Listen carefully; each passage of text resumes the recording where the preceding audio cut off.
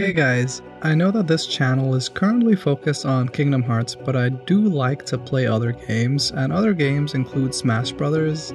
A lot of Smash players do not play Kingdom Hearts, and I was explaining to some of my friends how cool the Kingdom Hearts stage in Smash was, and I thought, why not make a video explaining all the cool things that the Smash stage does.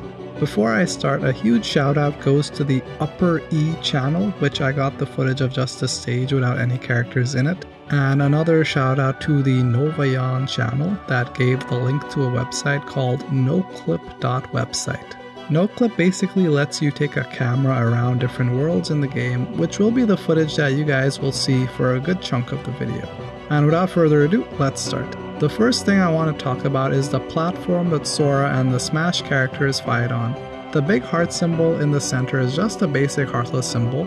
Heartless are one of the main enemy types in the Kingdom Hearts series that Sora fights against. There's also a big Heartless symbol on the castle because the game wants to make it obvious. Next is the multicolored glass on the side platform. This is a reference to the beginning of Kingdom Hearts games in the sequences called Dive to the Heart. There are Dive to the Heart areas in the Smash stage, but that'll be a bit later. These steam pipe things are just references to Hollow Bastion's architecture, and these castle-looking structures are just references to the top of the castle. Lastly, the actual circular area where we fight is exclusive to Smash. In all of the Kingdom Hearts games, there is nothing similar in design to it, and I looked. In Kingdom Hearts 1, the closest area to this would be when we are traveling on this device, but it's not that. In Chain of Memories, the ground is definitely not reminiscent of the Smash ground. Same deal in Kingdom Hearts 2. It even changed color, so I know it's not that. And lastly, in Kingdom Hearts Birth by Sleep, the ground doesn't match. I know that this isn't Sora, but she knows the girl that Sora killed himself for, so she's important. Anyways, the Smash design is unique to Smash. The Hollow Bastion world in Kingdom Hearts starts in the waterfall area called Rising Falls, and the Smash stage is an almost perfect recreation of the Kingdom Hearts stage. And just as a heads up, I am going to nitpick so much in this video that I've officially become a nerd, but a cool one. The waterfall area in Smash is almost exactly like the Kingdom Hearts area. It even has the proper movement for the floating rocks that Sora is supposed to jump on as he makes his way to the top of the area. However, the only thing that is wrong, or in this case missing, in this area is a bubble. In Kingdom Hearts, there are 4 bubbles in the waterfall area, and Smash only has 3 of them. It's really small, and maybe I missed seeing the 4th bubble, but I only counted 3 bubbles. For those of you that don't know, the bubble would just let Sora go underwater for a few seconds. Other than a literal bubble that is missing and a save point and some treasure chest, Smash is 100% accurate in its depiction of this area. But no one really cares about the waterfall area. The castle is where the real fun is at, as things get a bit more interesting. In Kingdom Hearts, we don't actually see Sora moving across the ocean. Once we make it to the top of the Rising Falls area, we are instantly transported to the castle, so this transition in itself is new to a Kingdom Hearts player. Starting off the castle section, the angle that the Smash stage takes is very interesting and not random. In fact, most of all the angles and what the camera is showing us is very deliberate throughout the entire view of Hollow Bastion, since it's basically the same path Sora would take in the original Kingdom Hearts game. So Smash starts with showing us the lowest part of the castle and this elevator slash platform thing. This would transport Sora to another water area where we would have to do some stuff before we could start actually exploring Hollow Bastion. So the fact that Smash shows us this means Sakurai knows his stuff. These elevator platform thingies are activated by these star things. If the stars are blue, that means they aren't doing anything, but they are on. Basically, they are in standby mode. If the stars are yellow, that means they are doing something such as moving a platform. And if they are red, they can have a few uses as they don't follow a specific rule. Specifically for red stars on this floor, once they are activated, the platforms that are moving should then move, but then the red star will not have a color. And that's the thing, the platforms are already moving but the stars are red. There should be no color since the platforms are moving. That's an inaccuracy, but I think that Smash just wanted the environment to be more dynamic, so they started moving the platforms. But at least they got the color right, so I'm not mad. Again, I'm nitpicking and I know it, so you don't have to tell me in the comments. The last thing about this area is the gate, and of note is that the gate is closed. That means that Sora has not been through the gate yet. When Sora arrives in Hollow Bastion, the gate opens, so my speculation is that this stage on the Kingdom Hearts timeline is most likely before the events of KH1, solely because a gate is closed. Big stuff here. And now we see another platform going up, and that will take us to the middle area of the castle. This would be a room transition for us in Kingdom Hearts, as we never get to see the full castle area like we do in Smash. I love Smash for this.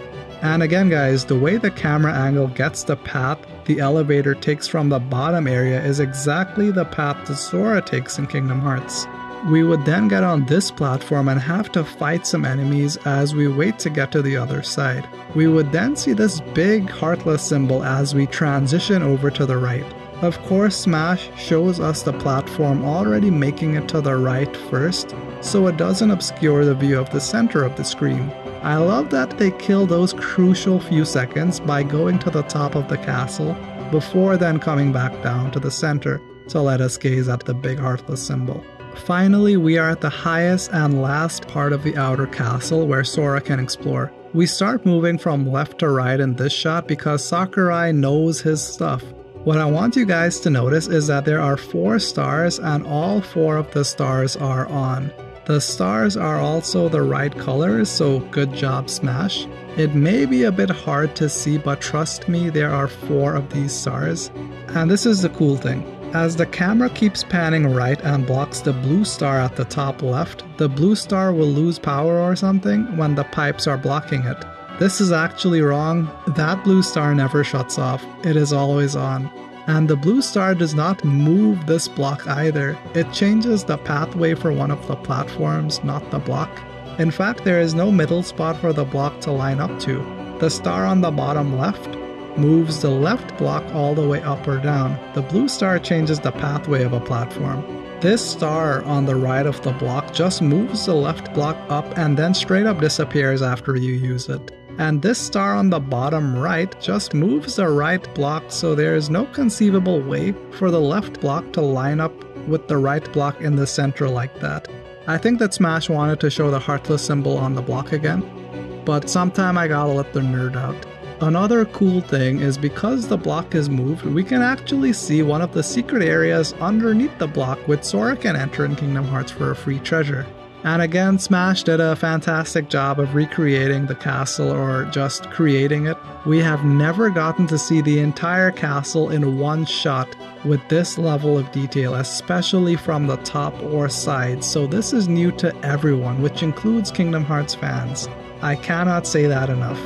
You guys may not care about this one, but even the clouds in Smash are better than those in Kingdom Hearts. As you get higher in the castle in Kingdom Hearts, the clouds just become this ugly line across the horizon. But Smash did the clouds justice by making them actually look like clouds. Crazy. And those are some of the things I noticed when staring at the stage for an hour. But we aren't yet done, as now we can talk about the Dive to the Heart sections, and they are a lot more interesting. You can get into the Dive to the Heart sections if time is running out or there's low stock for the stage to transition to them. There are some differences between the Smash and Kingdom Hearts Dive to the Heart areas, so they are not one-to-one recreations. The first one is the Sora Dive to the Heart area. This actually does not appear in any of the Kingdom Hearts games. Here is what it should look like. If you notice, Riku's head should be at the bottom, not on the left. Riku is the guy. He was probably moved to make the heads line up. Of course, the reason they moved his head is due to Donald Duck and Goofy's disappearance. My speculation is that Donald Duck and Goofy are both owned by Disney, so they had to take them out due to copyright reasons. I find it interesting what items replace Donald and Goofy though. It's a star and a raft. These items do make sense as they appear in Sora's Mind's version of his Dive to the Heart sequence in another Kingdom Hearts game called Birth by Sleep. I'm trying my best to not get into KH lore, but just know that Sora's stained glass is unique to Smash and combines 2 stained glass pictures from Kingdom Hearts 2 and Kingdom Hearts Birth by Sleep. The Riku stained glass is also unique to Smash. This stained glass actually appears in Kingdom Hearts 3 Remind, but it depicts the events of Kingdom Hearts Chain of Memories, since Riku is holding those 4 card-shaped things in his left hand. Once again, Smash had to make more concessions to have Sora in the game. Sora's head should not be there. It replaces the Mickey Mouse head, probably due to Disney, but other than that everything matches. This other stained glass area is for a character called Roxas, and he is holding the same sword that Sora holds.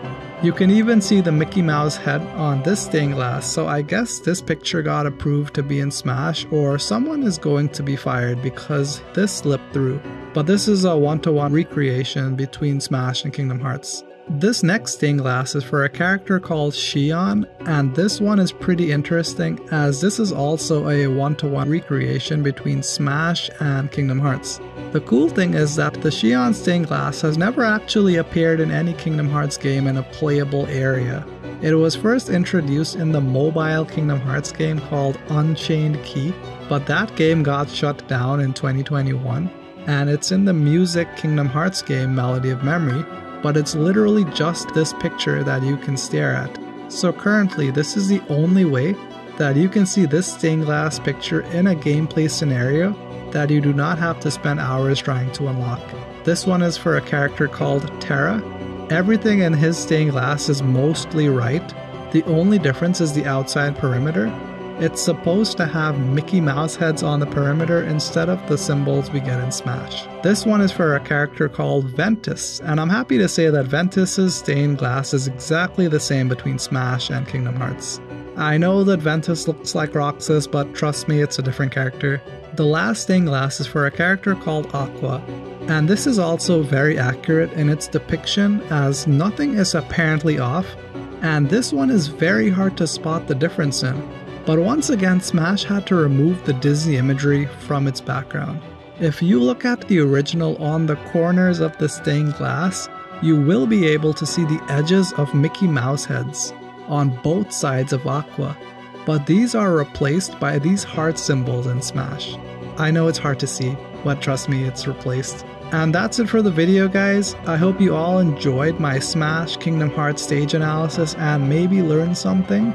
And hopefully about the stage and not how much of a nerd with free time I have. I know that I nitpick this a lot, but it comes from a place of love, not hate. The purpose of this video is to show you that I need to play new games that aren't Kingdom Hearts.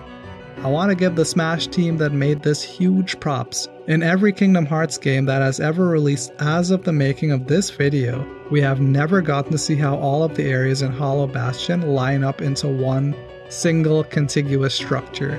What I mean by that is that every room or platform looking area is not actually joined together.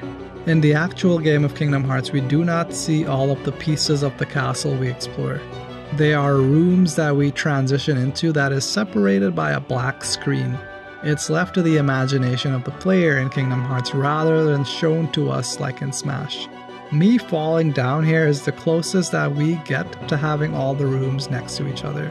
Please leave a comment telling me what you think about my video or the Kingdom Hearts stage, and consider liking and subscribing so we get another Kingdom Hearts character in Smash. Thank you for watching.